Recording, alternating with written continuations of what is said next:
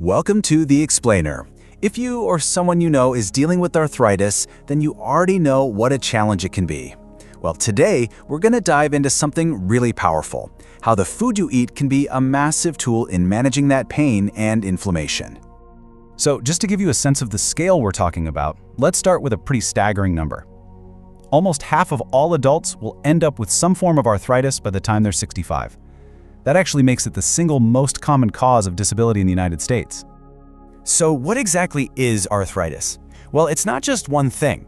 It's really an umbrella term for, over 100 different conditions. But they all have one thing in common: inflammation in the joints. And the key thing to remember as we go through this is that what you eat can either help calm that inflammation down, or it can make it a whole lot worse. Okay, so let's start with the stuff to watch out for. We're going to look at the foods that are pretty well known to fuel inflammation. Think of these as the usual suspects in our diet. And honestly, they're the best place to start looking when you want to make a change. You can kind of lump this whole group together as the processed problem. We're talking about modern dietary staples. Red and processed meats, sugary snacks and drinks, all those pre-packaged meals, and foods just loaded with salt.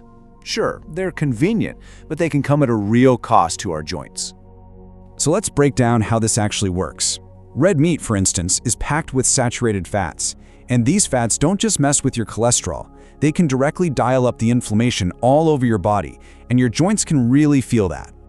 And with processed meats, things like bacon, sausage, hot dogs, you get a whole other problem. They often have preservatives like nitrites, and when you heat those up, they can form compounds that are linked to a bunch of other health concerns.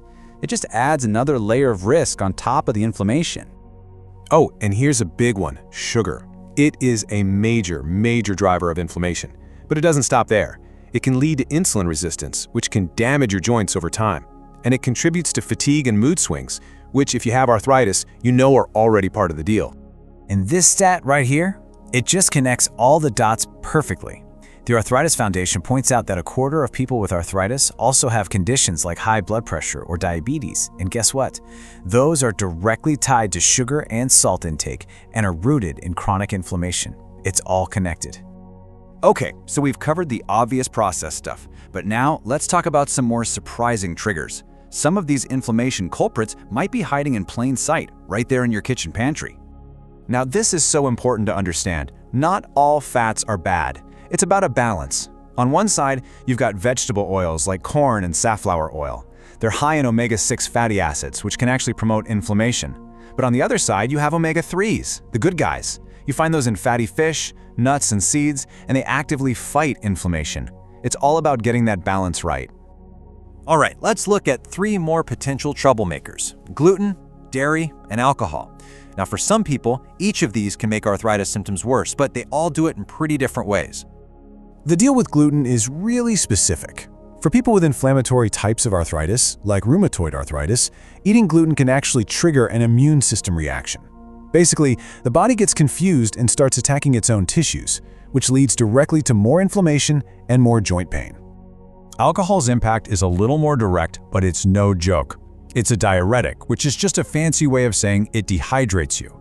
And when you're dehydrated, that can make the pain and stiffness in your joints feel so much worse. Plus, it can mess with some arthritis medications, so you really have to be careful. Okay, and finally, let's talk about something called AGEs. It sounds kind of sciencey, but it stands for Advanced Glycation End Products. Just think of them as these harmful little compounds that form when you cook certain foods, especially things like red meat at really high temperatures. We're talking grilling, frying, that kind of thing. And you guessed it, they've been linked to more inflammation in the body. So, after all that doom and gloom about what to avoid, let's flip the script and talk about what you can do. The really good news is your kitchen holds the key to fighting back. We're talking about simple swaps that can lead to some really big wins. So here's a super practical, actionable plan to get you started. Just 4 simple steps. These are swaps and habits you can actually build into your life to start reducing inflammation and hopefully just feel better day to day. Step 1 is probably the easiest swap you can make. Instead of butter or margarine, try cooking with olive oil. Its healthy fats don't just avoid adding to the problem, they actually work to reduce inflammation and help lubricate your joints. It's a no-brainer. Hey, remember that whole omega-6 versus omega-3 thing we just talked about? Well, this is how you put those good fats to work for you. Try to get 2 servings of fatty fish like salmon or tuna each week. It's a proven way to get those awesome anti-inflammatory omega-3s into your system.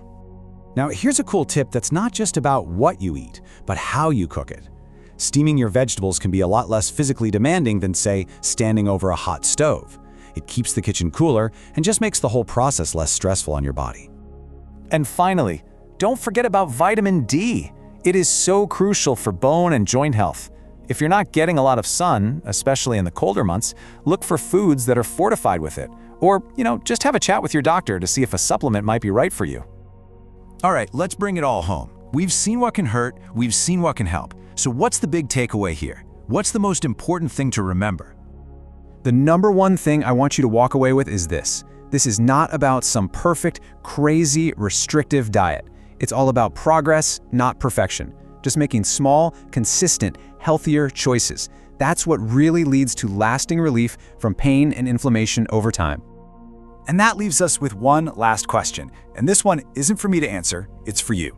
After everything we've talked about, what is one simple, totally manageable swap you can make on your plate starting today?